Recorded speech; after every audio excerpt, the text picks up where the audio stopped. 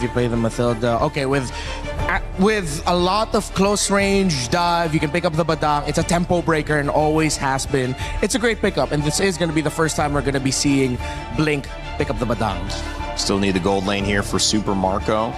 There's Melissa available.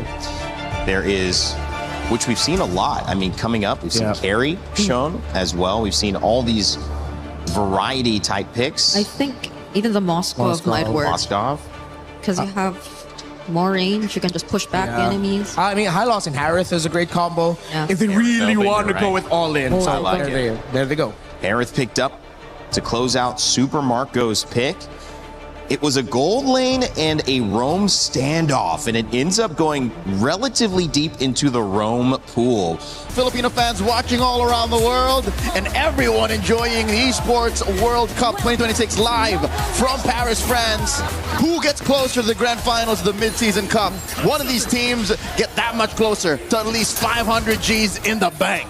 Last night we started things off a little bit slower, but we ended the night with a huge best of 5. I feel like YG and Falcon can deliver the same kind of action to us right now. Falcons started this tournament off a little rusty and so far have showed up and now seem to be one of the possible dominant forces. YG, on the other hand, this could be the big test for them. This could be the possibly first huge challenge for them. They have been playing as close to a flawless tournament as one could go. Again, as mentioned by our panel, the lowest amount of deaths across the board, stats on stats, all across each role. Now they're facing off against world champions, players who have gotten this close, Trex, this close to actually taking down a mid-season cup of their own 2 years back. A minute in, and so far no clear lead just yet. In the EXP lane, Ying is playing a first, at least in this tournament, the Arlet versus his signature, Barats. See Haji throwing out these arrows. Oh, he's having a hard time, I'll tell you now. This is what looks like for the first time in a while, a difficult lane. Oof, in mid.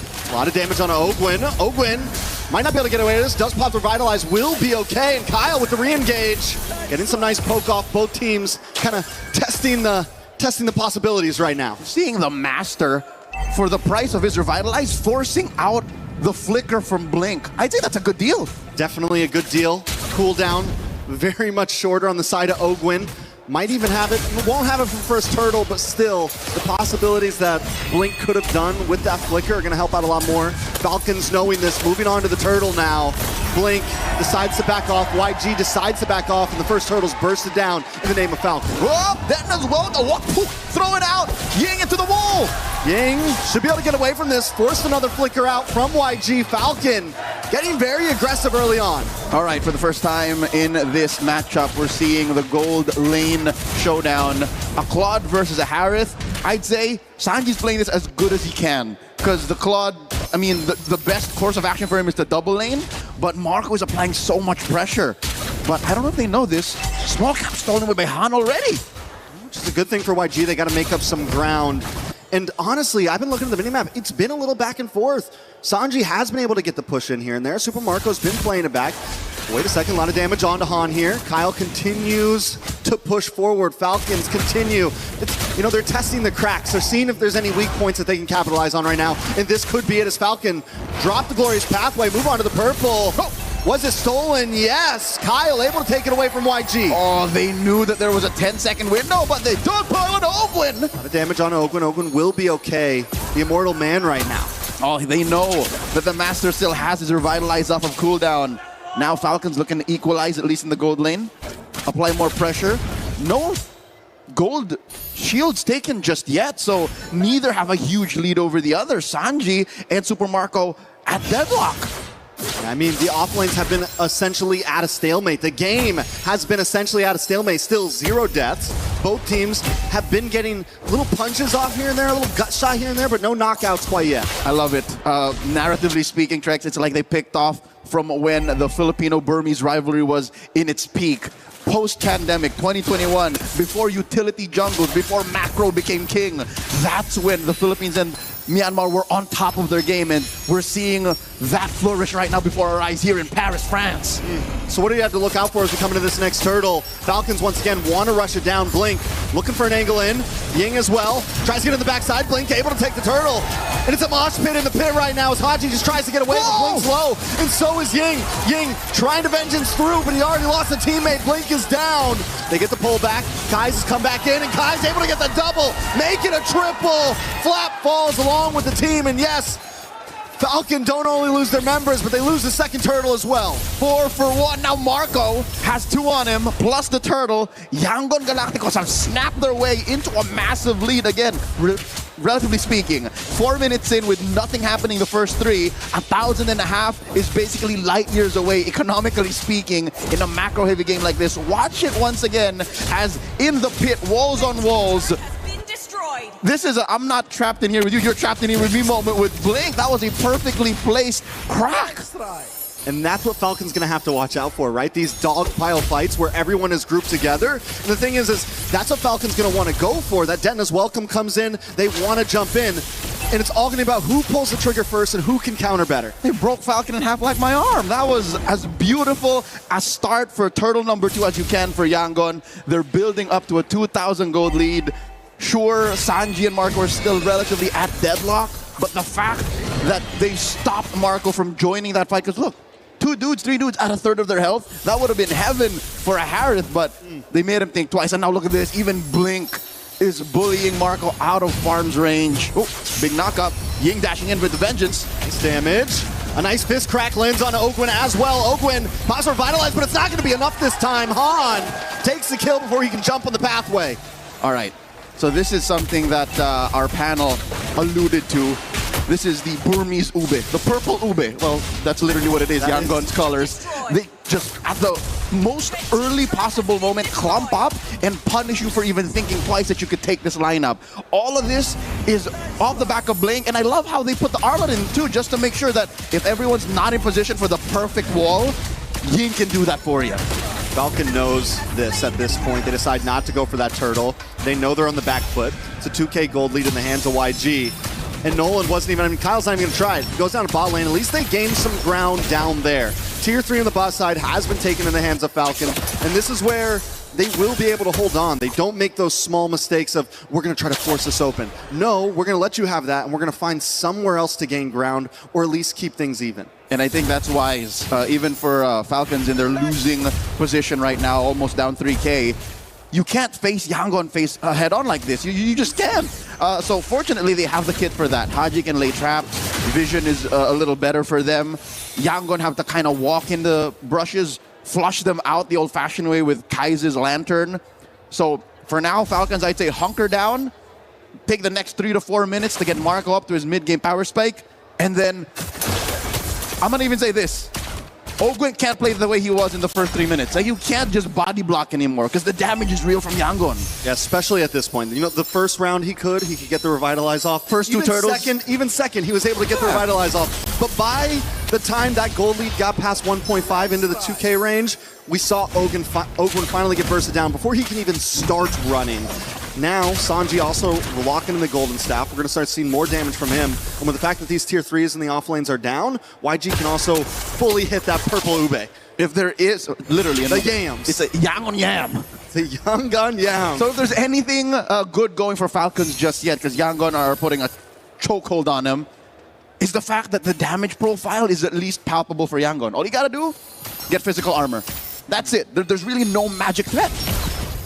Sanji now testing the distance on there as well, and a big fist crack under the tower, paired up with the final slash. Ogwin trying to hang on, but he just can't end his welcome. In response, gets him against the tower. More damage lands on Han, but down comes Smon Force. Blink taken out as Han tries to get away. Sanji with the blazing duet connects onto no one. He looks for the re-engage, and Ying's there at his back, keeping Falcon at bay. 2 for 1.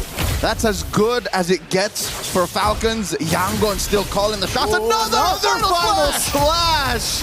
And Sanji and Kai's are here now. There's no escape for Flap. Haji forced to use a flicker as well as Han keeps him away. They're going to move on to the Lord now as Falcon watches it. All right, so at least Yangon knows that with the kits remaining in Falcons, again, a Zaman Force you see online, the fracture off of Kyle. Ogwin has a glorious pathway once again. They know that they can't just blitz the Lord. Once again, did I not just mention that about a minute ago or so? That after the crack, final slash, or the other way around, it's just so easy. It's a 1-2 combo, even under tier 1. And it's not, like you said, it's easy. It's not a hard to hit combo. As long as you connect down to the Lord, though, Han does burst it down. Glorious pathway comes out. Flap's going to try to connect as well. He doesn't have the stacks, so defense isn't quite there. But look at the damage on a Blink. Kyle still popping off, even at 0, 2, and 1. That is a bargain. I'd say Blink for a Lord like that is a good deal. This puts it at a wash. Yeah. Taking that tier 1, so at least the map gets a little bit more breathable for Falcons. They keep the lead at about 3K. And that's, I mean, that's where Falcons always find something to make up for it, right? It's one of the great things that they can do and always will be able to do. Yes, you lose Lord. Yes, you take a member. But now you bring it at a standstill by taking this tower. And they've been doing it from the beginning of the game. But YG now looking for the engage on the mid side. It's looking similar to last time. They're going to have to watch out for Blink. Blink doesn't have the flicker right now. As Lord comes down the boss side, YG looking to switch up gears. Try to gain ground somewhere. Lord put down to a third. Hit with that retribution. And Falcons get to keep their tier 2. So we're back to where we started about 2 to 3 minutes ago. Blink with the conceal. What are they looking for? It's a fist crack on 2. Blink does it again. Not just one, but 2 members. YG looking for more now. As minions crash on the top side, Ogwin pops revitalized, caught in a fist crack once again against the wall, taking out a double kill for Yang. Mid tier 2 falls as well, and YG are going to work their way up the map to take more. Again, the ease of execution, the on-demand crowd control that Yangon Galacticos have drafted into their lineup. That's a final flash that could have been, but it doesn't matter. They're able to pop Holy Shields in mid and top.